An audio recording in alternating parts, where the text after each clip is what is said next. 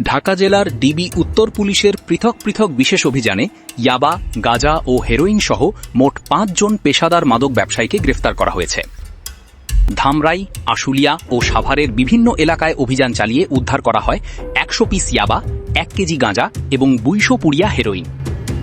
DB জানায়, গ্রেফতারকৃতদের বিরুদ্ধে একাধিক মাদক মামলা রয়েছে এবং তাদের আদালতে পাঠানো হয়েছে।